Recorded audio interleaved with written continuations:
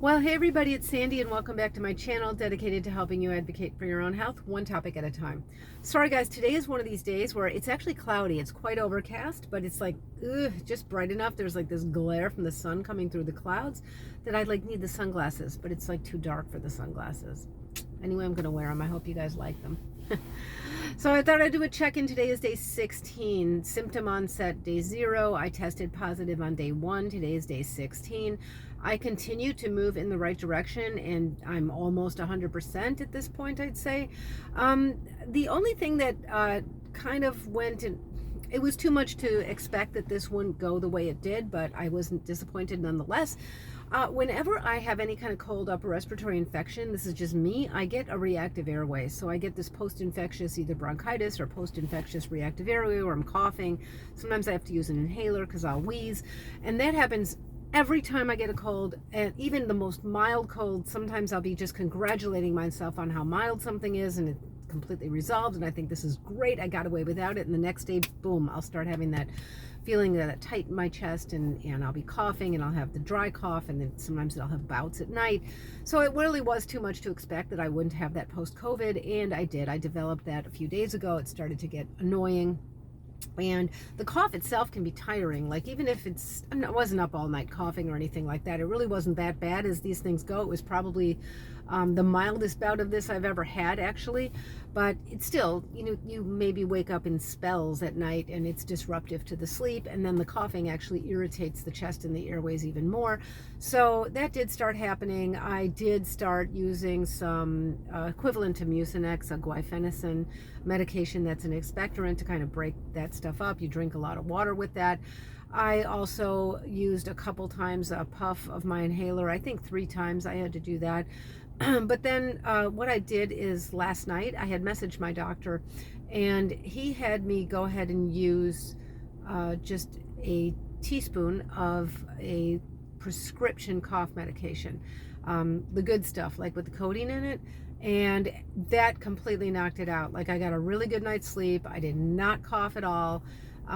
This morning, today, I haven't coughed at all today, all day. And the airways feel much better. And yeah, that'll do it. I rarely do that, but honestly, that's like pulling out the big guns, and it really helped. So I think I'm past that, and the only other lingering symptom I had was tired, and first it was fatigue the first several days, the first almost 2 weeks, and then it was more like I felt like I was just getting tired before the end of the day. But generally that's moved in the right direction as well. Sometimes I'm still tired before the day is done. I don't know if I would honestly have noticed it anymore with where I'm at right now, except for that I know I just had COVID, so I'm thinking about it in those terms. But yeah, I've been back to exercising. I've been back to doing all my regular stuff. Exercise actually really helps a lot. Guys, I'm really happy that I've done this. Now, I know it could have gone another way, and I know I'm not out of the woods yet in terms of long stuff, but I think I'm moving in the right direction. And I'm not telling anybody else what to do. Again, everybody who does this, their experience might be different than mine.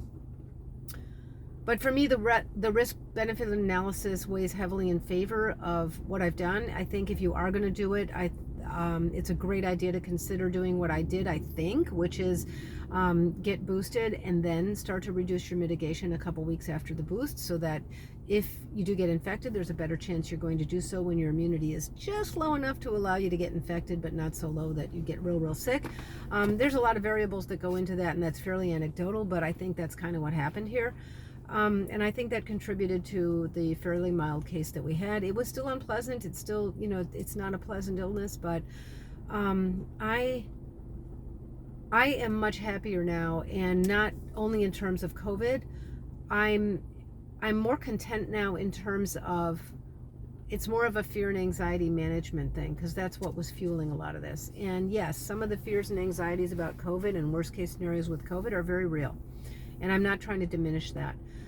But I do believe now that I didn't assign enough weight to some of the risks of giving up some of the socializing that I had given up. And I wasn't completely isolated, but I was living my life in a way that wasn't in step with most of the world anymore. And I've said before, if there was better mitigation right around the corner, like better vaccines or something, I would have kept doing what I was doing for longer. And I'm not telling people that they should do this, but I've realized now there are a lot more people out there than me who have two things in common with me. One, are trying to determine whether to get rid of mitigation or which kind of mitigation to get rid of or how to do this, how to make some transition to a new normal. And I'm trying to just be helpful with that because I feel like detailing my experience and my results might be helpful to those people. Not that you can expect to have exactly the same results that I have, but I still think it's always helpful to hear other people's experiences.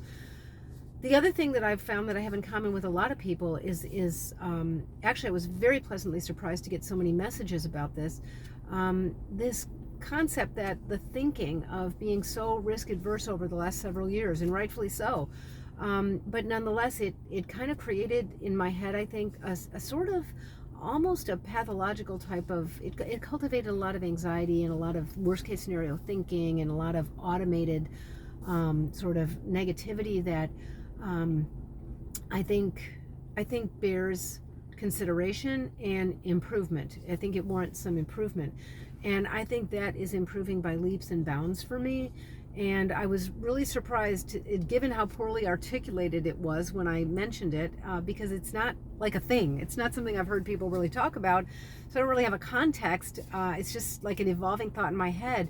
And I guess it struck a chord with lots of people. There's a lot of people out there who, like I, feel that all the risk mitigation and concern and anxiety over the last few years with this pandemic, and again, completely warranted. I don't think there's anything illegitimate about that concern, but it nonetheless has its risks, and living in that place has some ramifications up in my head. And never did I see that as well as when I started to get some hindsight, and boy was it quick. I mean, I didn't have to have a whole lot of hindsight. It was almost immediately. And I feel like that was like the first step in starting to mitigate that and work on that so it doesn't kind of get generalized to everything else in my life, because I don't always want to be thinking, going down a rabbit hole of worst case scenario all the time. I think it's just a very difficult way of thinking.